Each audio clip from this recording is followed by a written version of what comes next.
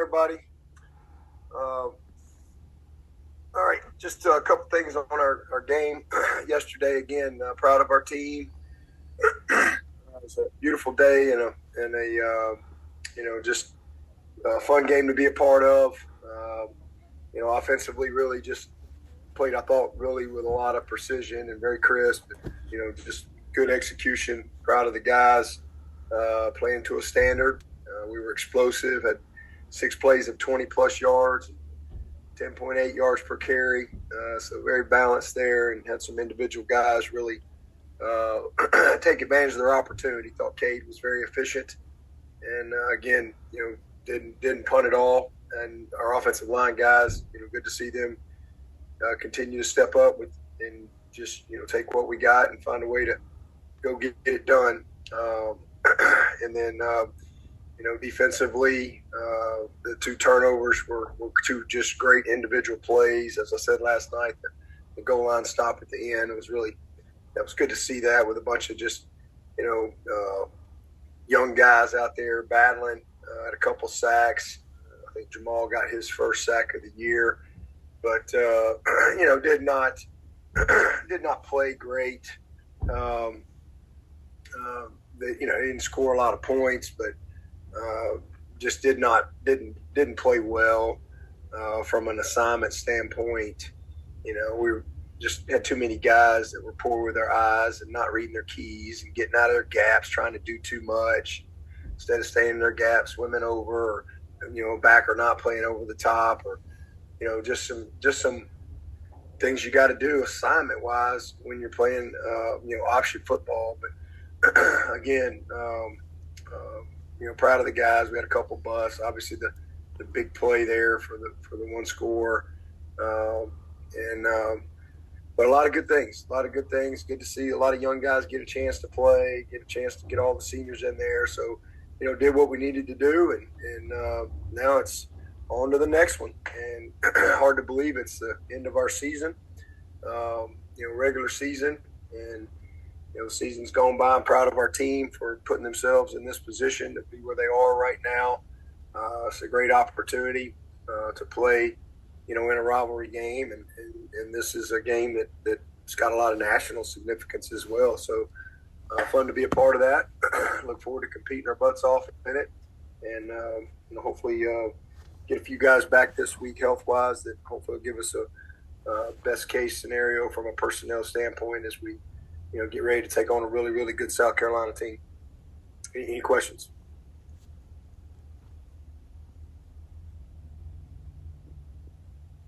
Hey, Dabo, it's Chapel with the state. You just mentioned right there national significance. Just such a new setup with the 12 team. Kind of what's your message to all the guys, given what happened last night and what's ahead opportunity-wise just with the 12 team field with this game specifically? Yeah, it's really the same that it's been all year. Just really since Georgia, just focus on what you control. Every week is a playoff game. That's a mindset that we have to embrace and focus on what again, the moment you're in, and just make every game the biggest game of the year. That's what we've tried to do all year.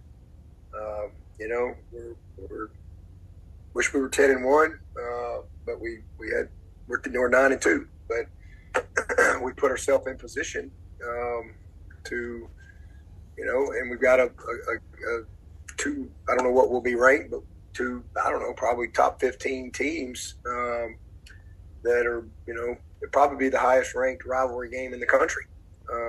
So it's exciting to be a part of that. And certainly opportunity, you win the game, it creates a lot of postseason opportunity for you. So it's really no different in that every week to me has been playoff football every single week. And so really no difference this week. Hey, Dabo, this is Will. I know there's been a narrative, and you've always been a guy to kind of, carry the ACC flag a little bit. But there's a narrative out there maybe that the ACC doesn't deserve 2 teams in the playoff, and maybe some conferences deserve more. Just your thoughts on that, and do you have any as far as that goes? I mean, honestly, it doesn't matter if we don't win the game. So, we just need to go win this game, this week, and all that stuff will take care of itself. I mean, said what I said the other day, just kind of is what it is. But we kind of just need to lock in and see if we can win one more game, and we'll see what happens. Hey, Dabo, this is Grayson with TigerNet. You talked last night about the job Shane Beamer's done this year, but what specifically, when you turn on the tape and see from the Gamecocks, that shows the improvement that they've had from last year? Well, I think they've recruited some good personnel in there. I think they're playing, really well with their strengths. I mean, defensively, they've got a really strong group. I think one of the best defenses in the country. And statistically, that's what it says as well. And then I just see the way this quarterback has improved all throughout the year. He's just gotten better, better, better. And he's a dual threat. He can hurt you with his legs and his arm. And they've really been able to run the football consistently, and then they're throwing and catching at a high level, especially in these last several games. I mean, I think they've won 5 games in a row, so they got a lot of confidence. And I just think he's done a great job of just keeping them focused and keeping them together. And it's a long season, man. It's a long season, and every week is a season of its own. And every week you got a million different storylines based on the outcome of the game. I think he's done a good job in keeping his team, focused on what they need to do that week, regardless of whatever outcome you had the previous week. And that's easier said than done. I think he's done a great job with that.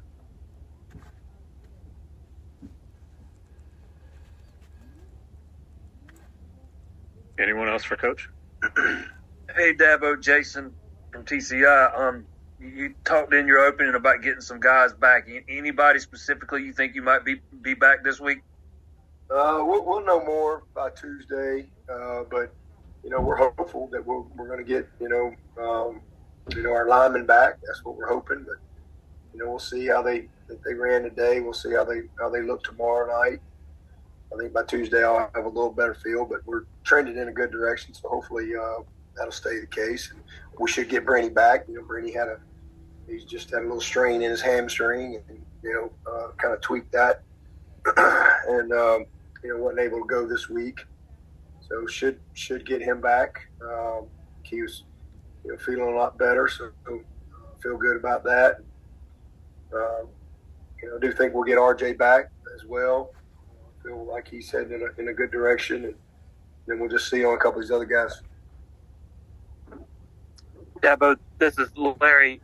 Spencer Rattler the last 2 years obviously was more than capable with his arm, but just how much more stress does it put on a defense to have somebody who can do so much outside the pocket, just improvisational abilities like Sellers has?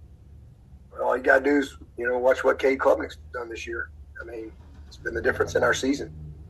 He's got 2 50-plus yard touchdowns, I think. And I mean, Cade presents the same problem, and so it's tough. It changes things for sure. And I think Sellers is the same way. I mean, he's really grown with his confidence and his presence and his poise as a first-year starter. And again, he's going into game 12, so he's got really good experience and just has gotten again more and more comfortable as the season has gone.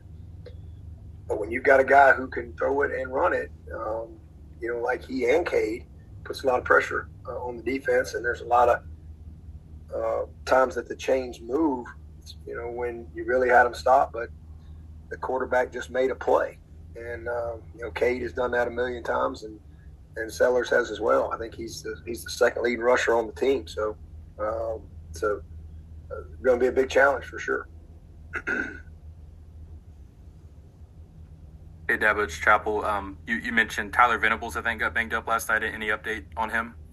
Yeah, he was a little better today, but he's probably going to be limited at least the first part of the week. So we'll see. We'll see where he is tomorrow. And one more for me. This is a game, obviously, that the ACC and ESPN requested Clemson to move to Black Friday. You also noted that. I know you touched on that in the offseason. But it's now that the week's here, I guess, why do you feel like a Saturday game in Clemson is the best fit on your end for that sort of setup? Well, it's what's best for Clemson. It's what's best for the community here. This is a small town. This is not, some big city. This is a small town, and we have a lot of businesses that depend on these game days. And, and then it affects your recruiting opportunity for people to get here, and it affects our students. There's a lot of reasons, and that's really the biggest thing. I mean, our kids, go home for Thanksgiving, and so they get a chance to travel back on Friday and create a great environment and atmosphere for us on Saturday, as opposed to having to leave on Thanksgiving Day and not be with their families if they want to come back and go to the game. So there's a lot of reasons, but one of the main reasons to me is it's what's best for this community, and it's what's best for our program when it comes to recruiting and getting people here and all those things. There's a lot of kids that we're recruiting that they're playing on Friday. They're playing in playoff games, so now they can't come to our game. So we want them to have the opportunity to come to one of the biggest games going on in the country, and they can't come to it if they're playing in their game as well. So there's a lot of reasons on why, but that's just a few of them. Hey, Coach, this is Darian Carter with the Greenville News. I know for you guys, the ACC title game, you need Miami to lose this week to Syracuse. Will you be reaching out to Coach Brown or Syracuse to wish them good luck this week or anything like that? No, man. We just focused on trying to win our game. That's it. Again, as I said earlier, just focused on what we do control, and that's how we prepare and play this weekend. We can find a way to win this game. Hey, we've had a great year, and we'll see what happens. I think it'll create a lot of opportunity for us, but none of it matters if we don't go handle our business this week.